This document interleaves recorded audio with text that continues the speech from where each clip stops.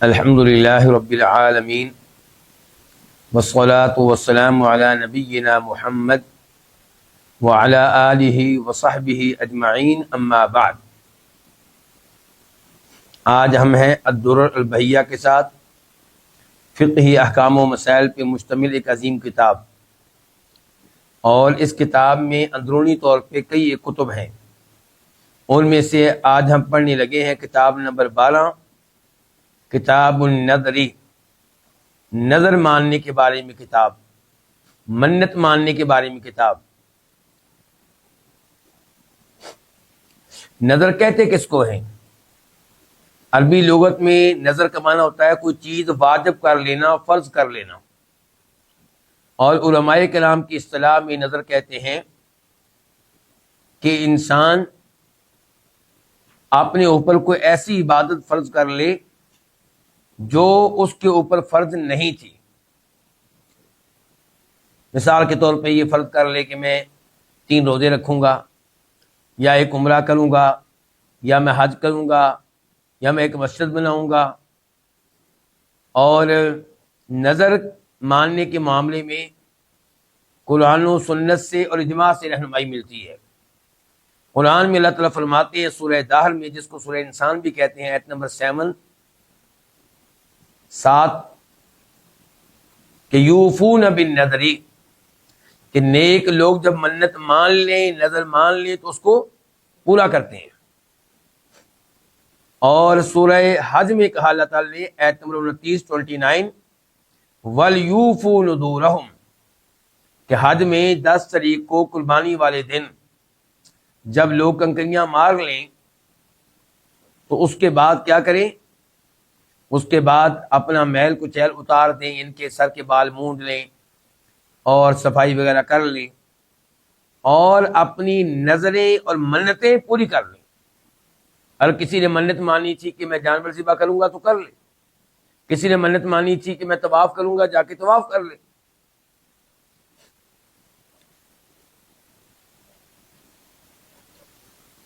اور علماء کرام کا اجماع ہے مجموعی طور پہ کہ منت ماننا درست ہے، گناہ نہیں ہے۔ اور منت اور نظر 2 طرح کی ہوتی ہے، ایک نظر مطلق، ایک نظر معلق۔ مطلق کیا ہے؟ آپ ویسے ہی کہتے ہیں کہ میں نظر مانتا ہوں کہ میں اللہ کو راضی کرنے کے لیے ایک عمرہ کروں گا، یا میں نظر مانتا ہوں کہ میں ہر مہینے 3 روزے رکھا کروں گا، یا میں منت مانتا ہوں کہ میں ایک مسجد بناؤں گا۔ تو یہاں پہ آپ نے کوئی شرط نہیں لگائی، بس ویسے ہی آپ اللہ کو راضی کرنے کے لیے ان عبادات میں سے کوئی عبادت کرنا چاہتے ہیں۔ اور نظر معلق کیا ہوتی ہے؟ جس میں آپ شرط لگاتے ہیں کہ اگر میں امتحان میں کامیاب ہو گیا تو پھر میں 3 روزے رکھوں گا۔ نظر معلق کی مثال یہ بھی ہو سکتی ہے کہ اگر اللہ نے مجھے شفا دی تو میں عمرہ کروں گا، اگر اللہ نے میری والدہ کو شفا دی تو میں مسجد بناؤں گا۔ تو یہ ہے نظر معلق۔ نظر معلق کو شریعت نے اتنا پسند نہیں کیا کہ آپ شرط لگاتے ہیں یہ کام ہوا تو پھر میں ایسا کروں گا۔ لیکن نظر مطلق آپ ویسے ہی کہیں کہ میں ایک مسجد بناؤں گا، یہ میرے اوپر نظر ہے یا میں منت مانتا ہوں، بہت اچھی بات ہے۔ نظر معلق کی بھی مجموعی طور پہ اجازت ہے، لیکن نظر مطلق یہ تو بہت ہی عمدہ بات ہے۔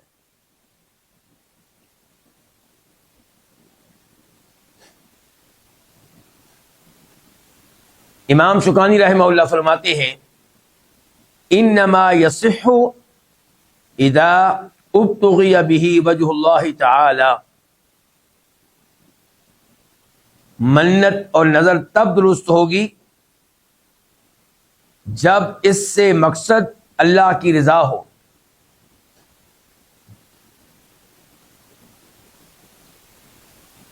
فلا بد ان یکون قربۃ، اس لیے فرض ہے، لازمی بات ہے کہ وہ نظر کوئی نہ کوئی کیا ہو، ایسا عمل ہو جو اللہ کے قریب کر دینے والا ہو، کوئی نیک عمل ہو، جیسا کہ نماز، حج، عمرہ، تلاوت، صدقہ، مسجد بنانا وغیرہ. کیوں ہم کہہ رہے ہیں کہ نظر صرف اور صرف وہ درست ہوگی جس سے مقصود اللہ کی رضا ہو؟ کیونکہ شریعت نے نظر ماننے سے منع کیا ہے. عبداللہ بن عمر کہتے ہیں نہا رسول اللہ صلی اللہ علیہ وسلم عن النذر، نبی علیہ السلام نے نظر ماننے سے منع کیا ہے. وقال، اور آپ علیہ السلام نے فرمایا انہ لا يرد شیئا، نظر کسی چیز کو مسرد نہیں کرتی. وانما یستخذ به من مال البخیل، نظر کے ذریعے کنجوس آدمی کے مال میں سے کچھ مال نکلوایا جاتا ہے. کیا مطلب ہے اس حدیث کا؟ یہ بخاری شریف کی حدیث ہے، نمبر ہے 6608 6608. مراد یہ ہے کہ آپ نے نظر مانی کہ اللہ نے مجھے شفا دی تو میں عمرہ کروں گا. کیا آپ سمجھتے ہیں کہ آپ کے نظر ماننے کی وجہ سے اللہ تقدیر کو تبدیل کریں گے؟ نہیں، ایسا نہیں ہوگا. اس نظر ماننے سے تقدیر میں کوئی تبدیلی نہیں ہوگی. البتہ نظر کے ذریعے اللہ آپ کی جیب سے وہ مال نکلوائیں گے جو آپ اللہ کی راہ میں نکالنا نہیں چاہتے تھے. تو پتہ یہ چلا کہ نظر ماننے سے منع کیا گیا ہے. اور مراد اس سے کون سی نظر ہے؟ نظر معلق، جس میں آپ شرط لگاتے ہیں کہ میرا یہ کام ہوا تو تب میں یہ نیکی کروں گا. پھر اجازت آئی اس نظر کی جو نیکی کے معاملے میں ہو، اور منع کیا گیا اس نظر سے جو گناہ پہ مشتمل ہو. تو اس ساری گفتگو کا خلاصہ یہ ہوا کہ وہی نظر درست ہوگی جس کا مقصد کوئی نہ کوئی نیکی ہو، اللہ کو راضی کرنا ہو.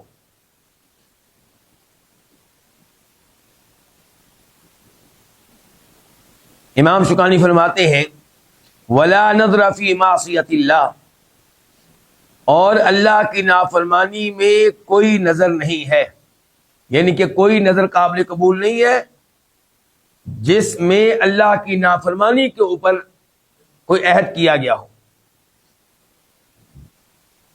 اس معاملے میں حدیث ہے، امام بخاری اسے روایت کرتے ہیں، نمبر ہے 6696 6696. سیدہ عائشہ رضی اللہ عنہا اس حدیث کی راویہ ہیں کہ فرمایا نبی کریم صلی اللہ علیہ وسلم نے من نظر ان یطیع اللہ فلیطیعہ، جو یہ نظر مانے، یہ منت مانے کہ وہ اللہ کی کوئی نہ کوئی اطاعت کرے گا، کوئی نیک عمل کرے گا، اس کو وہ نیک عمل کرنا چاہیے، اس کو اس منت کو، نظر کو پورا کرنا چاہیے.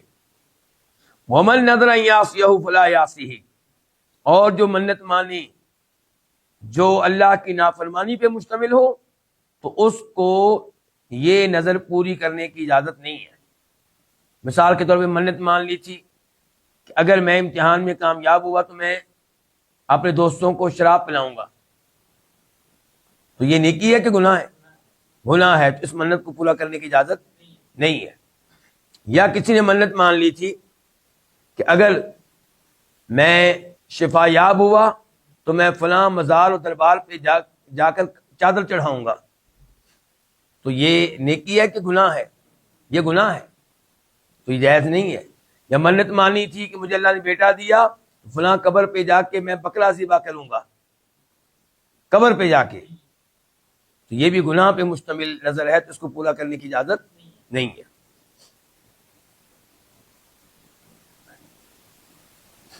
البتہ یہ جو آخری منت تھی کہ فلاں قبر پہ جا کے میں بکرا ذبح کروں گا، اس سے کہا جائے گا بکرا ذبح کرو، لیکن کسی قبر پہ جا کے نہیں، قبر والے کی طرف اس کی نسبت نہ کرو، اللہ کے لیے اپنے گھر میں کرو.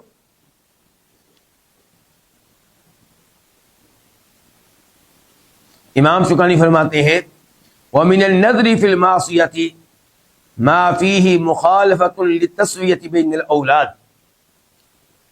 گناہ اور نافرمانی پہ مشتمل نظر کی اقسام میں سے ایک یہ ہے کہ جس میں مخالفت ہو اولاد کے مابین معاملہ برابر کرنے کی. یعنی کہ آپ نے یہ منت مانی کہ اگر مجھے شفا ملی تو میں اپنے فلاں بیٹے کو گاڑی لے کر دوں گا. اب بیٹے آپ کے کتنے ہیں؟ 2. بیٹے آپ کے کتنے ہیں؟ 4. تو ایک بیٹے کو آپ لے کر دیں گے، باقی بیٹوں کو لے کر نہیں دیں گے. یہ گناہ پہ مشتمل نظر ہوئی. اس میں شریعت کی کیا ہے؟ مخالفت ہے. اور مخالفت اس حدیث کی ہے جو پہلے ہم پڑھ چکے ہیں، وہ میں آپ کے سامنے ذکر کرنا چاہوں گا. امام بخاری روایت کرتے ہیں، نمبر ہے 2586 2586، اور امام مسلم روایت کرتے ہیں اور نمبر ہے 1623 1623. نعمان بن بشیر کہتے ہیں کہ ان کے والد صاحب انہیں لے کر آئے نبی علیہ الصلوۃ والسلام کے پاس. نعمان بن بشیر کو بشیر لے کر آئے اللہ کے نبی کے پاس علیہ الصلوۃ والسلام، اور کہا اللہ کے رسول انی نحلت ابنی ھذا غلاما کان لی، میرا یہ بیٹا نعمان میں نے اسے اپنا ایک غلام دے دیا جو میرا ہوا کرتا تھا.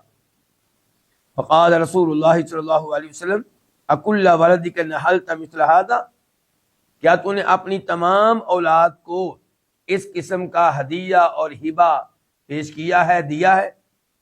فقال لا، کہنے لگ نہیں. فقال رسول اللہ صلی اللہ علیہ وسلم فرجعہ، تو آپ علیہ السلام نے فرمایا کہ پھر یہ غلام واپس لے لو. تو اس قسم کا ہدیہ دینا جس میں ایک بچے کو دوسروں پہ ترجیح دی جا رہی ہو وہ غلط ہوگا، اور ایسے ہدیہ دینے کی، ایسے ہبہ کرنے کی منت مان لینا وہ بھی غلط ہوگا. اسی لیے امام شوکانی کہہ رہے ہیں کہ معصیت کی جو نظر ہوتی ہے اس میں سے وہ بھی ہے جس میں اولاد کے مابین برابری کرنے کے اصول کی مخالفت ہو، او مفاضلۃ بین الورثۃ مخالفۃ لما شرعہ اللہ تعالی، یا وہ نظر جس میں وارثوں میں سے ایک کو دوسرے پہ فضیلت دی جا رہی ہو، مخالفت کرتے ہوئے وراثت کے اس اصول کی جو اللہ نے مقرر کیا ہے. تو اگر ایسی کو منت مانی گئی ہے تو اس کو بھی پورا نہیں کیا جائے گا. مثال کے طور پہ وہ منت مان کر گیا ہے،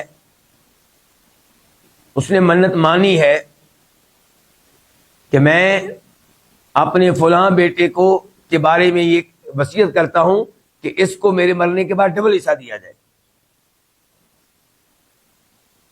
دوسرے بیٹوں کے مقابلے میں ڈبل دیا جائے.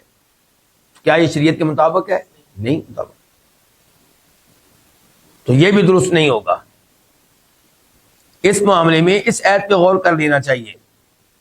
اللہ تعالیٰ قرآن حکیم میں ارشاد فرماتے ہیں سورہ نساء میں وراثت والی آیات میں، آباؤکم و ابناؤکم لا تدرون ایہم اقرب لکم نفعا، تمہارے باپ دادا میں سے، تمہارے بیٹوں میں سے تم نہیں جانتے تمہیں فائدہ پہنچانے کے لحاظ سے کون بہتر ہے. فریضۃ من اللہ، یہ وراثت کے حصے اللہ نے مقرر کر دیے ہیں. ان اللہ کان علیم حکیما، اللہ تعالی کامل علم رکھنے والا ہے، کمال حکمت والا ہے. اللہ نے جس طرح تقسیم کیا ہے وراثت کو، اس کے پیچھے اللہ کا علم بھی ہے، اللہ کی حکمتیں بھی ہے، اس لیے اس میں کسی قسم کی تبدیلی نہ کرو. یہ مفہوم ہے صحت کا. پھر جب اللہ تعالیٰ نے وراثت کے نظام کو مکمل طور پہ بیان کیا، اللہ نے کہا تلک حدود اللہ، یہ اللہ کی حدود ہیں. وراثت کا نظام یہ کیا ہے؟ اللہ تعالیٰ کی حدود ہیں. وَمَن يُطِعِ اللَّهَ وَرَسُولَهُ، اور جو اللہ کے رسول کی اطاعت کرے گا اللہ اس کو جنت میں جگہ دے گا. اور آگے کیا کہا؟ وَمَن يَعْصِ اللَّهَ وَرَسُولَهُ وَيَتَعَدَّ حُدُودَهُ يُدْخِلْهُ نَارًا خَالِدًا فِيهَا وَلَهُ عَذَابٌ مُهِينٌ. اور جو وراثت کے ان اصولوں کی خلاف ورزی کرے گا، ان میں گڑبڑ کرے گا، اللہ تعالیٰ اس کو ایسی آگ میں داخل کرے گا جس میں ہمیشہ ہمیشہ رہے گا، اور اس کے لیے رسوا کر دینے والا عذاب ہوگا. تو اس لیے وہ منت بھی غلط ہوگی، گناہ پہ مشتمل ہوگی جس میں آپ وراثت کے اصولوں کو تبدیل کر کے رکھ دیں.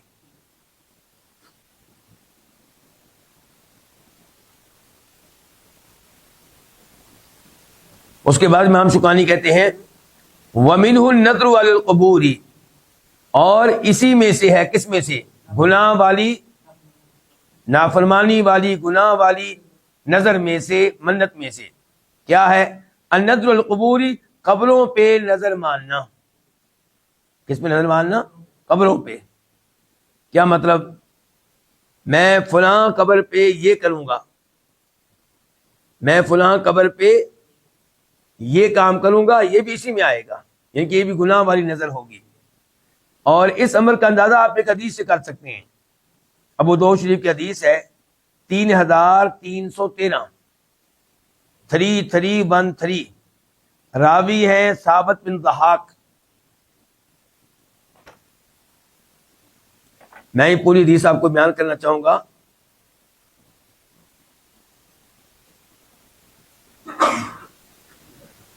رحمک اللہ، یہ ثابت بن ضحاک کہتے ہیں کہ نظر رجل علی عہد رسول اللہ صلی اللہ علیہ وسلم ان ینہر ابلا ببوانا، ایک آدمی نے نبی علیہ السلام کے زمانے میں یہ منت مانی کہ وہ بوانا مقام پہ ایک اونٹ ذبح کرے گا۔ کس جگہ؟ بوانا مقام پہ۔ تو آپ نے کہا، تو وہ اب اللہ کے نبی کے پاس آیا مسئلہ پوچھنے کے لیے، فَأَتَى النَّبِيَّ صلی اللہ علیہ وسلم فقال، اور کہا انی نذرت ان انہر ابلا ببوانا، کہ اللہ کے رسول علیہ الصلوۃ والسلام میں نے منت مانی تھی کہ میں ایک اونٹ بوانا مقام پہ ذبح کروں گا۔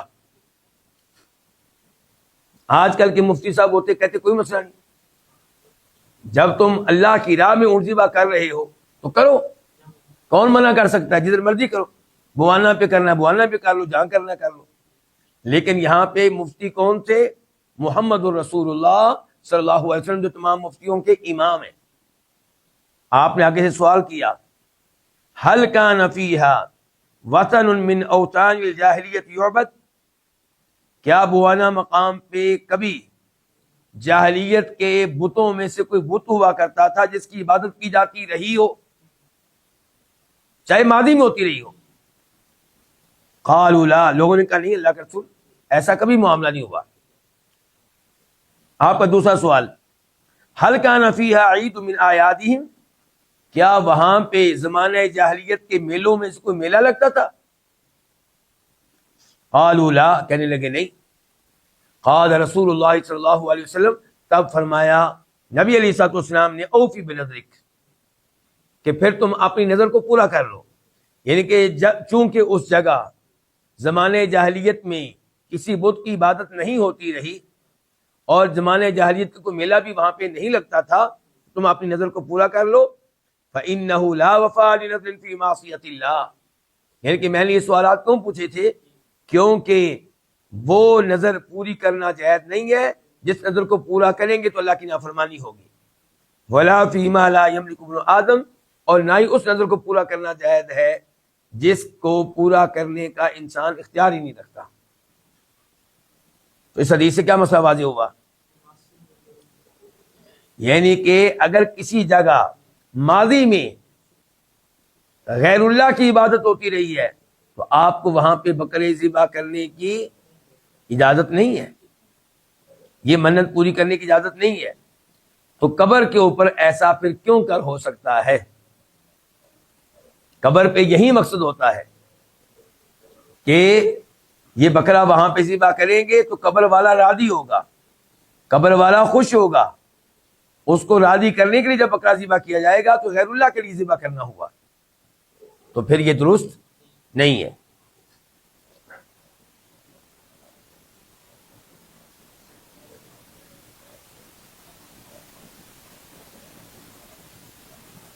امام شوکانی ہمیں معصیت پہ مبنی، معصیت پہ مشتمل نظریں اور منتیں بتا رہے ہیں۔ ایک تو انہوں نے بتایا کہ وہ جس منت کو پورا کریں گے تو اولاد کے مابین تحفہ اور ہبہ دینے کے شریعت کے برابری والے اصول کی نفی ہوگی، تو وہ بھی خلاف شریعت منت ہے، اس کو پورا کرنے کی اجازت نہیں ہے۔ ایسے وہ منت جس کا تقاضا یہ ہوگا کہ وراثت کے نظام میں گڑبڑ کر دی جائے، آپ ایک وارث کو دوسرے وارث کے اوپر کیا دیں؟ ترجیح دیں. تو یہ منت بھی گناہ والی ہے، اس کو بھی پورا کرنا جائز نہیں ہے. پھر کہا قبر کے اوپر جو نظر مانی جائے گی اس کو بھی پورا کرنا جائز نہیں ہے. اب کہتے ہیں وَعَلَىٰ مَا لَمْ يَأْذَن بِهِ اللَّهُ، اور ایسے ہی اس منت کو، وہ منت بھی گناہ والی منت ہے، معصیت والی منت ہے، نافرمانی والی منت ہے جو اس معاملے پہ ہے، اس کام پہ ہے جس کام کو کرنے کی اللہ نے اجازت نہیں دی. مثال کے طور پہ یہ منت ماننا کہ میں فلاں مسجد کو مزین کروں گا، آراستہ پہ راستہ کروں گا، وہاں پہ میں یہ والا رنگ کروں گا، وہ والا رنگ کروں گا، جبکہ شریعت اس موضوع پہ کیا کہتی ہے؟ ذرا یہ پڑھیں. امام بخاری کہتے ہیں صحیح بخاری میں کہ عمر فاروق نے کہا اکن الناس من المطر، کہ تم مسجد بناؤ اور مسجد اس طرح کی بنانا کہ جس کو بنانے سے لوگ بارش سے محفوظ ہو جائیں. مسجد کو بنانے کا مقصد کیا؟ لوگ کس سے محفوظ رہیں؟ بارش اگر ہوتی ہے تو نمازی جو ہیں ان کے اوپر بارش کا پانی ان کے اوپر نہ آئے. وَإِيَّاكَ أَن تُحَمِّرَ أَوْ تُصَفِّرْ، لیکن مسجد میں سرخ رنگ نہ کرنا، زرد رنگ نہ کرنا، یعنی کہ یہ رنگ کر کے لوگوں کو فتنے میں نہ ڈالنا. ایسا نہ ہو کہ نماز میں ان کی توجہ رنگوں کی طرف ہو. فَتَفْتِنَ النَّاسَ، وقال انس، امام بخاری کہتے ہیں انس بن مالک نے کہا تھا یتباہون بها ثم لا یعمرونها الا قلیلا، لوگ مساجد کے معاملے میں فخر کیا کریں گے، ہماری مسجد تمہاری مسجد سے زیادہ خوبصورت ہے، لیکن نمازیں پڑھ کے تلاوتیں کر کے اس کو بہت کم آباد کیا کریں گے. اور پھر امام بخاری کہتے ہیں عبداللہ بن عباس نے کہا لَتُزَخْرِفُنَّهَا كَمَا زَخْرَفَتِ الْيَهُودُ وَالنَّصَارَى، تم لوگ مساجد کو ایسے ہی آراستوں پہ راستہ کرو گے جیسے یہودیوں اور عیسائیوں نے اپنے چرچوں کو، گرجا گھروں کو کیا. عبداللہ بن عباس کا قول امام ابو داود بطول موصول لے کر آئے ہیں، اور بخاری شریف میں یہ اقوال آپ کو مل جائیں گے حدیث نمبر 446 سے پہلے، 446 سے پہلے. تو ان اقوال سے کیا پتہ چلا کہ مسجد میں یہ عجیب و غریب رنگ کرنا جن کی وجہ سے انسان نماز میں رنگوں میں کھو جائے، یہ درست نہیں ہے. تو اگر کوئی منت مان لے تو پھر ایسی منت کو پورا کرنا جائز نہیں ہوگا، اور یہ منت گناہ والی ہوگی، کیونکہ اللہ نے اس کام کی اجازت نہیں دی.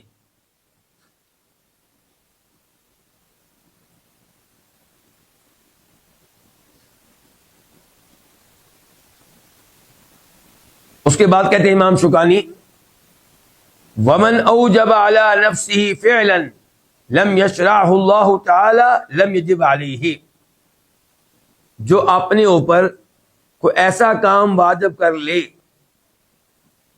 جس کو اللہ نے شریعت کا حصہ نہیں بنایا تو یہ کام اس پہ واجب نہیں ہوگا.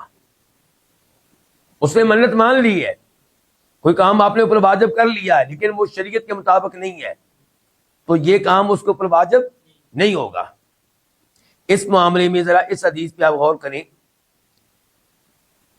امام بخاری روایت کرتے ہیں، حدیث کا نمبر ہے 6704، 6704، اور دیگر ائمہ حدیث بھی اس کو روایت کرتے ہیں کہ عبداللہ بن عباس نے کہا کہ نبی علیہ السلام خطبہ ارشاد فرما رہے تھے، اچانک آپ کی نگاہ ایک آدمی پہ پڑی جو دھوپ میں کھڑا تھا. کیا کر رہا تھا؟ دھوپ میں کھڑا ہوا تھا. فسأل عنہ، آپ نے اس کے بارے میں پوچھا بھی یہ کیا معاملہ ہے؟ فقالوا ابو اسرائیل، اللہ کے رسول علیہ السلام یہ ابو اسرائیل ہے. نادارا، اس نے منت مانی ہے، ان یقوم، کہ یہ کھڑا رہے گا، ولا یقعد، بیٹھے گا نہیں، ولا یستظل ولا یتکلم ویصوم، اور نظر میں یہ بھی اس نے کہا ہے کہ یہ سایہ نہیں لے گا، دھوپ میں رہے گا. اور نظر میں تیسری بات یہ کہ کسی سے کلام نہیں کرے گا، اور نظر میں چوتھی بات یہ کہ وہ یصوما روزے کی حالت میں رہے گا۔ نظر میں کتنی چیزیں ہو گئی؟ کھڑا رہے گا، بیٹھے گا نہیں، سائے میں نہیں آئے گا، کتنی چیزیں؟ 2۔ نمبر 3 کسی سے کلام نہیں کرے گا، نمبر 4 روزے میں رہے گا۔ فقال النبی صلی اللہ علیہ وسلم، فرمایا نبی علیہ السلام نے، مرہ، اس کو کہو، فلیتکلم، یہ لوگوں سے گفتگو کرے، کلام کرے، ولیستظل، اور سائے میں آ جائے، ولیقعد، اور بیٹھ جائے، ولیتم صومہ، اور اپنا روزہ جاری رکھے۔ 4 کام تھے، جو کام شریعت کے مطابق تھا روزہ رکھنا، آپ نے کہا یہ کام کرے، اور باقی 3 کام یہ کوئی عبادت نہیں ہے، کوئی شریعت نہیں ہے کہ میں کسی سے کلام نہیں کروں گا، میں دھوپ میں رہوں گا، میں کھڑا رہوں گا، بیٹھوں گا نہیں، یہ کون سی عبادت ہے؟ تو ان تمام چیزوں کو آپ نے کہا کہ پورا کرنے کی اجازت نہیں ہے۔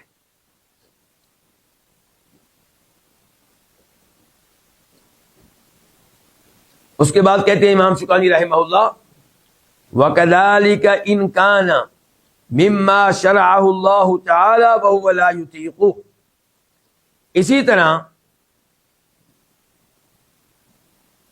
اگر وہ کام جس کی منت مانی ہے ان امور میں سے ہے جن کو اللہ تعالی نے شریعت بنایا ہے، لیکن یہ آدمی ان کاموں کو کرنے کی طاقت نہیں رکھتا، تو وہ کام بھی اس پہ واجب نہیں ہوں گے۔ اس کی دلیل بخاری شریف کی حدیث ہے، نمبر ہے 1865 1865، اور مسلم شریف کی حدیث ہے، نمبر ہے 1642 1642۔ راوی ہے انس بن مالک رضی اللہ تعالی عنہ، ان النبی صلی اللہ علیہ وسلم رآ شیخا، آپ نے ایک بزرگ دیکھا، یہادا بین ابنیہ، وہ اپنے 2 بیٹوں کے مابین سہارے سے اس کو چلایا جا رہا تھا، یعنی کہ ایک اس نے اپنا ہاتھ اور بازو رکھا ہوا تھا ایک بیٹے کے کندھے پہ، دوسرا دوسرے بیٹے کے کندھے پہ، یا ایک ہاتھ ایک بیٹے کے بازو پہ اور دوسرا دوسرے کے بازو پہ، ایک خود چلنے کی طاقت اس میں نہیں تھی، بوڑھا آدمی۔ قال، تو آپ علیہ السلام نے کہا، ما بال ھذا، اس کا کیا معاملہ ہے؟ قالوا نذر ان یمشی، اس نے منت مانی ہے کہ یہ پیدل چلے گا۔ قال، تو آپ علیہ السلام نے کہا، ان اللہ عن تعذیب ھذا نفسہ لغنی، اللہ تعالیٰ اس شخص کے اپنے آپ کو خواہ مخواہ سزا دینے اور عذاب دینے سے مستغنی ہے، اللہ کو کوئی ضرورت نہیں ہے اس بات کی کہ اپنے آپ کو اس قسم کی سزائیں دے، چلا جاتا نہیں، اور منت کیا مانی ہے کہ میں چلنا ہے۔ وَأَمَرَهُ يَرْكَبْ، اور آپ نے اس کو حکم دیا کہ وہ کسی سواری پہ بیٹھ جائے۔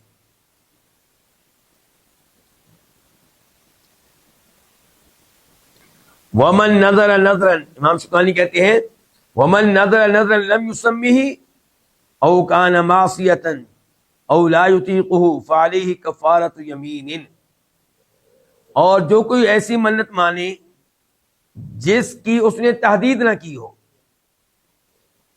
او کان معصیتن، یا وہ منت نافرمانی والی ہو، اللہ کی نافرمانی پہ مشتمل ہو، او لا یطیقہ، یا ایسی نظر و منت ہو جس کی پورا کرنے کی طاقت نہ رکھتا ہو، تو اس کے ذمے قسم والا کفارہ ہوگا۔ یہاں پہ کیا کہا گیا؟ 3 چیزیں۔ پہلی چیز یہ ہے کہ منت مانی ہے لیکن اس کی تحدید نہیں کی۔ مثال کے طور پہ اس نے کہا کہ میرے ذمے نظر ہے، کیا نظر ہے؟ کچھ نہیں کہا۔ میرے ذمے منت ہے، کیا منت ہے؟ جی نماز پڑھو گے کہ حج کرو گے کہ جانور ذبح کرو گے، کوئی تحدید نہیں کی۔ یا اس نے گناہ پہ مشتمل منت مانی تھی جس کی کئی مثالیں ہم نے پڑھ لی ہیں، یا اس نے ایسی منت مانی جس کی وہ طاقت نہیں رکھتا، اس کی مثال بھی ابھی ہم نے پڑھی ہے۔ اس آدمی نے منت مانی تھی کہ میں پیدل چلوں گا حالانکہ بوڑھا ہے، چلنے کی طاقت نہیں رکھتا. تو اس قسم کی جتنی بھی نظریں ہیں، منتیں ہیں، ان کی وجہ سے منت ماننے والے پہ قسم کا کفارہ واجب ہوگا. اور قسم کا کفارہ کیا ہے؟ سورہ مائدہ، فَكَفَّارَتُهُ اطعام 10 مساکین من اوسط ما تطعمون اہلیکم او کسوتہم او تحریر رقبہ فمن لم یجد فصیام 3 ایام ذلک کفارۃ ایمانکم اذا حلفتم واحفظوا ایمانکم. اللہ تعالیٰ فرما رہے ہیں قسم کا کفارہ کیا ہے؟ 10 مسکینوں کو کھانا کھلانا. کون سا کھانا؟ وہ معتدل کھانا جو عام طور پہ آپ کے گھر میں تیار ہوتا ہے. یعنی کہ آپ کے گھر میں کبھی تو بہت ہی مہنگا کھانا تیار ہوتا ہے، کبھی بہت سستا، لیکن مسکینوں کو آپ نے وہ کھانا کھلانا ہے جو آپ کے گھر میں عام طور پہ تیار ہوتا ہے. یا پھر او کسوتم، یا آپ ان 10 مسکینوں کو لباس لے کر دے دیں، کپڑے لے کر دے دیں. او تحریر رقبہ، یا آپ ایک غلام آزاد کر دیں. ان تینوں کاموں میں آپ کو اختیار ہے، جو آپ کے لیے آسان ہے وہ آپ کریں. امیر ہیں آپ تب بھی، غریب ہیں تب بھی، آپ نے اپنی آسانی دیکھنی ہے. اگر یہ تینوں کام آپ نہ کر سکے تو پھر کیا ہے؟ 3 دن کے روزے رکھیں. یہ کیا جی؟ قسم کا کفارہ. اور یہاں پہ بتایا جا رہا ہے کہ نظر کا کفارہ بھی یہی ہے. اگر کوئی گناہ پہ مشتمل منت مان لے، نظر مان لے، یا نظر مان لے لیکن اس کی تحدید نہ کرے، یا نظر مان لے کسی ایسے کام کی جو کرنے کی طاقت نہ رکھتا ہو. اب آتے ہیں دلائل کی طرف. امام مسلم روایت کرتے ہیں صحیح مسلم میں، حدیث کا نمبر ہے 1645 1645. عقبہ بن عامر اس حدیث کے راوی ہیں کہ فرمایا نبی علیہ الصلوۃ والسلام نے کفارۃ النذر کفارۃ الیمین. نظر کا کفارہ منت مان لے تو اس کا کفارہ وہی ہے جو قسم کا کفارہ ہے. اس حدیث کے راوی کون ہے؟ صحابہ کرام میں سے عقبہ بن عامر جوہنی. اور یہی حدیث جب ابن ماجہ میں آئی، وہاں پہ نمبر ہے 2127 2127، تو وہاں پہ الفاظ یہ ہے کہ من نظر نظرا ولم یسمہ، اگر کوئی منت مان لے لیکن اس کی تحدید نہ کرے، فکفارۃ کفارۃ الیمین، تو اس کا کفارہ قسم والا کفارہ ہوگا. اور یہ الفاظ جو آئے ہیں ابن ماجہ میں، اس میں اضافہ آ گیا ولم یسمہ کا، کہ ایسی نظر جس میں تحدید نہیں ہے. تو شیخ البانی رحمہ اللہ نے ان الفاظ کو ضعیف قرار دیا ہے، دیگر علماء کرام نے ان الفاظ کو صحیح قرار دیا ہے. یہ جو پوائنٹ ابھی ہم نے پڑھا تھا، اس کے دلائل میں سے اگلی دلیل ابو داؤد شریف کی حدیث ہے، نمبر ہے 3290 3290، اور ترمذی میں نمبر ہے 1524 1524، اور ابن ماجہ میں نمبر ہے 2115 2125. راوی ہے سیدہ عائشہ رضی اللہ عنہا کہ فرمایا نبی علیہ الصلوۃ والسلام نے لا نظر فی معصیۃ، ایسی نظر کا کوئی اعتبار نہیں ہے، وہ نظر درست نہیں ہے جو گناہ پہ مشتمل ہو، اللہ کی نافرمانی پہ مشتمل ہو. وَكَفَّارَتُهُ كَفَارَةُ یمین، اور ایسی قسم کا کفارہ کیا ہے؟ ایسی نظر کا، ایسی منت کا کفارہ کیا ہے؟ قسم والا کفارہ. شیخ البانی رحمہ اللہ نے اس حدیث کو صحیح قرار دیا ہے. آپ دیکھ سکتے ہیں ارواء الغلیل، حدیث کا نمبر 2590 2590. اس کے بعد کہتے ہیں امام شوکانی رحمہ اللہ، کہتے ہیں وَمَن نَظَرَ بِقُرْبَةٍ وَهُوَ مُشْرِكٌ، اور اگر کوئی نیکی والی نظر مانی، اللہ کی اطاعت والی نظر مانی، لیکن جب نظر مانی تھی وہ مشرک تھا، کافر تھا، مسلمان نہیں ہوا تھا، ثم اسلم، پھر مسلمان ہو گیا، لازمہ الوفاء، اس پہ واجب ہوگا کہ اس نظر کو پورا کرے. یہ جو اصول بیان کیا امام شوکانی نے، اس کے دلائل کیا ہیں؟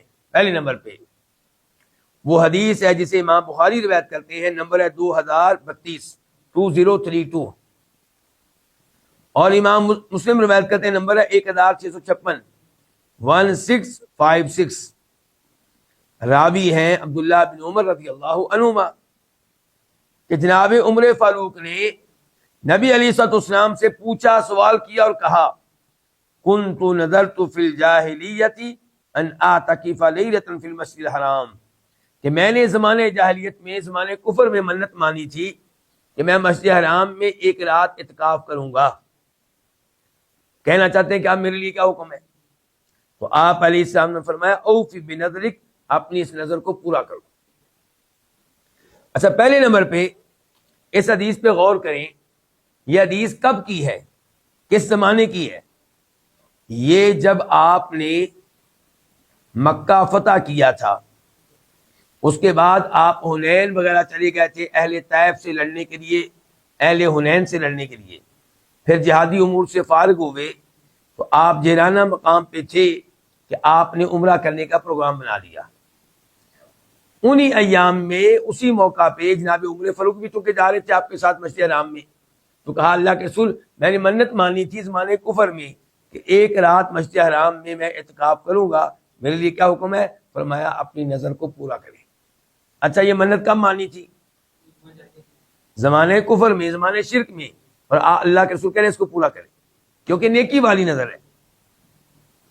اچھا، یہاں سے ایک اور چیز کا پتہ چلا کیا کہ زمانے کفر میں کفار اعتکاف کیا کرتے تھے، کہاں؟ مسجد حرام میں، اور دیگر احادیث سے پتہ چلتا ہے کہ وہ بیت اللہ کا طواف بھی کرتے تھے، اور یہ بھی پتہ چلتا ہے کہ وہ حج کرتے تھے۔ اس کے باوجود ان کو کافر قرار دیا گیا، مشرک قرار دیا گیا۔ تو کیا پتہ چلا کہ ایمان کے بغیر، توحید کے بغیر آپ جو بھی اعمال کر لیں ان اعمال کا کوئی فائدہ نہیں ہے۔ اس وجہ سے کوئی مومن یا مسلمان نہیں ہو جائے گا کہ اس نے 100 مسجدیں بنائی ہیں، اس نے 100 عمرے کیے ہیں، جبکہ وہ صاف صاف کفر و شرک کا ارتکاب کرتا ہو۔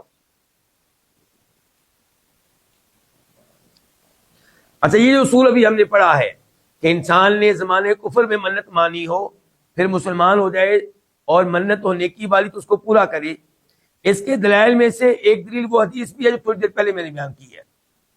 ثابت بن ضحاک کہتے ہیں، ابو داؤد شریف کی حدیث ہے 3313 3313 کہ ایک آدمی نے اللہ کے نبی صلی اللہ علیہ وسلم سے سوال کیا کہ میں نے زمانے جاہلیت میں منت مانی تھی کہ بوانا مقام پہ اون ذبح کروں گا، تو آپ نے پوچھا کہ وہاں پہ پہلے کبھی کسی بت کی عبادت تو نہیں ہوتی رہی، وہاں پہ کوئی میلہ تو نہیں لگتا رہا کافروں کے میلوں میں سے؟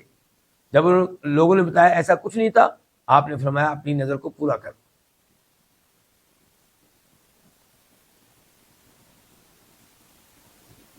نظر کے مسائل ہم پڑھ رہے ہیں، منت ماننے کے مسائل، ان میں سے ایک مسئلہ یہ ہے کہ وَلَا يَنْفُضُ النَّذْرُ إِلَّا مِنَ الثُّلُثِ،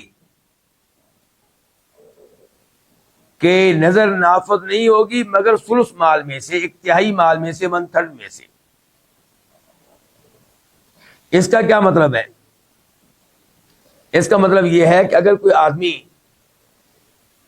اس نے نظر مانی اور اپنی زندگی میں پوری نہیں کی، نہیں معذرت چاہوں گا، اس کا مطلب یہ ہے کہ ایک آدمی نے نظر مانی اور نظر مانی کہ میں اپنا آدھا مال فلاں مسجد کو دوں گا، منت مان لی۔ اچھا، وصیت میں کیا اصول ہوتا ہے کہ اگر کوئی آدمی مرتے ہوئے یہ کہے وارثوں سے کہ میرے بعد تم لوگوں نے یہاں اس ایریے میں اتنی بڑی مسجد بنانی ہے، تو کیا اس کی اس وصیت کو پورا کیا جائے گا؟ دیکھا جائے گا کتنا مال چھوڑ کے گیا ہے۔ مثال کے طور پہ وہ مال چھوڑ کے گیا ہے 30 لاکھ روپیہ، اب جو مسجد وہ کہہ کے گیا ہے وہ بنتی ہے 25 لاکھ روپے میں، اور مال کیا چھوڑ کے گیا ہے؟ 30 لاکھ۔ تو کیا اس کی اس وصیت کو پورا کیا جائے گا؟ 1/3 پورا کیا جائے گا، یعنی کہ 10 لاکھ کسی مسجد بنانے میں لگا دیا جائے گا، یا کوئی چھوٹی سی 10 لاکھ کی مسجد کسی گاؤں میں بنا دی جائے گی۔ یہ اس نے کیا کی تھی؟ وصیت، منت نہیں مانی۔ اب آتے ہیں منت کی طرف کہ ایک آدمی نے منت مانی اپنی زندگی میں، مرتے ہوئے نہیں، زندگی میں منت مانی کہ میں یہاں پہ مسجد بناؤں گا عظیم الشان، اس کے 3 فلور ہوں گے، 3 فلور۔ جائزہ لیا گیا تو پتا چلا کہ اس مسجد کے اوپر کم از کم 30 لاکھ روپیہ خرچ آئے گا، اور جو مال ٹوٹل اس کے پاس ہے وہ بھی 30 لاکھ روپیہ ہے۔ اب کیا وہ 30 لاکھ روپیہ اس مسجد پہ لگا سکتا ہے؟ جبکہ اب موت و حیات کا معاملہ نہیں ہے، یہ وصیت نہیں ہے، یہ منت ہے، زندہ ہے، صحت مند ہے۔ یا یہ کہا جائے گا کہ یہاں پہ بھی وہی اصول چلے گا جو وصیت کا اصول ہے؟ تو اس مسئلے میں اختلاف ہے، اس مسئلے میں کیا ہے؟ اختلاف ہے۔ امام شوکانی رحمہ اللہ یہاں پہ کیا کہہ رہے ہیں کہ نظر نہیں نافذ ہوگی مگر 1/3 میں سے، 1/3 مال میں سے۔ دلیل کیا ہے؟ دلیل بخاری شریف کی حدیث ہے، نمبر ہے 6690 6690، اور مسلم شریف حدیث نمبر ہے 2769 2769۔ راوی ہے کعب بن مالک، جو تبوک کی لڑائی میں پیچھے رہ گئے تھے، وہ اور 2 اور سچے صحابہ کرام بھی پیچھے رہے تھے، باقی پیچھے رہنے والے منافق تھے، لیکن یہ 3 سچے صحابی تھے۔ اللہ کے نبی علیہ الصلوۃ والسلام جب واپس آئے تو کعب بن مالک نے اور دیگر 2 سچے صحابہ نے اللہ کے رسول سے کہا کہ ہمارا کوئی عذر نہیں ہے، کوئی بہانہ نہیں ہمارے پاس، ہمیں جنگ کا حصہ بننا چاہیے تھا، بس ہم سے غلطی ہوئی ہے، ہم سے گناہ ہوا ہے، عذر ہمارا کوئی نہیں ہے، جھوٹ ہم نہیں بولیں گے۔ تو نبی علیہ السلام نے صحابہ کرام سے کہا کہ ان کا بائیکاٹ کیا جائے، کوئی ان سے بات چیت نہیں کرے گا، اور یہ بائیکاٹ جاری رہا کتنے دن؟ 50 دن۔ 50 دنوں میں ان کی صورتحال یہ ہو گئی تھی کہ قرآن نے بیان کیا ہے کہ زمین ان کے لیے تنگ ہو گئی، حالانکہ مدینہ کشادہ تھا، لیکن زمین تنگ ہو گئی۔ جب کوئی بات کرنے کے لیے تیار نہیں پورے مدینہ میں، تو زمین تو تنگ ہو جائے گی آپ کے لیے۔ پھر ان کی توبہ نازل ہوئی، وَعَلَى الثَّلَاثَةِ الَّذِينَ خُلِّفُوا۔ اب کعب بن مالک اللہ کے نبی کے پاس آئے علیہ السلام، تو آپ نے ان کو مبارکباد دی کہ اللہ نے تمہاری توبہ قبول کر لی ہے۔ تو یہ کعب کہنے لگے ان من توبتی، اے اللہ کے رسول میری توبہ کا یہ حصہ ہے، میری توبہ میں سے ہے کہ ان خالی من مالی صدقۃ الی اللہ ورسولہ، کہ میں اپنا سارے کا سارا مال اللہ کی راہ میں صدقہ کر دوں، اللہ کی راہ میں اللہ کو راضی کرنے کے لیے صدقہ کر دوں، اللہ کے رسول کے حوالے کر دوں۔ فقال النبی، تو فرمایا نبی علیہ الصلوۃ والسلام نے، امسک علیک بعض مالک، اپنے مال میں سے کچھ حصہ روک لو، اپنے پاس رکھو، فہو خیر لک، تمہارے لیے بہتر ہے۔ گویا کہ اس حدیث میں نبی علیہ الصلوۃ والسلام نے کعب بن مالک کو، تو زندہ ہے، حیات ہے، اس بات کی اجازت نہیں دی کہ وہ اپنا سارا مال صدقہ کر دے، کہا کچھ مال اپنے پاس رکھ لو۔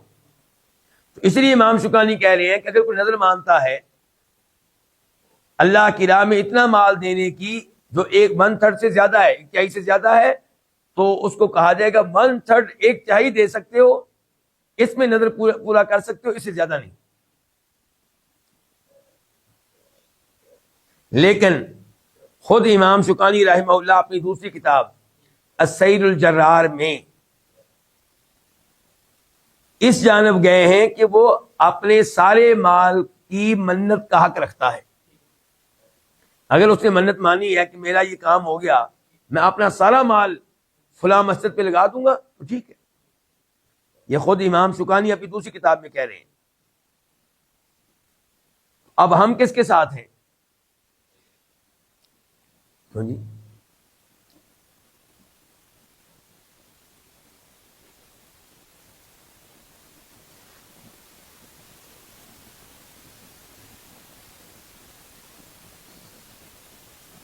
امام بخاری رحمہ اللہ صحیح بخاری میں کعب بن مالک کا واقعہ ذکر کرتے ہیں، یہ والا واقعہ کہ پورا مال اللہ کی راہ میں دینا چاہتے تھے تو آپ نے پورا مال نہیں دینے دیا۔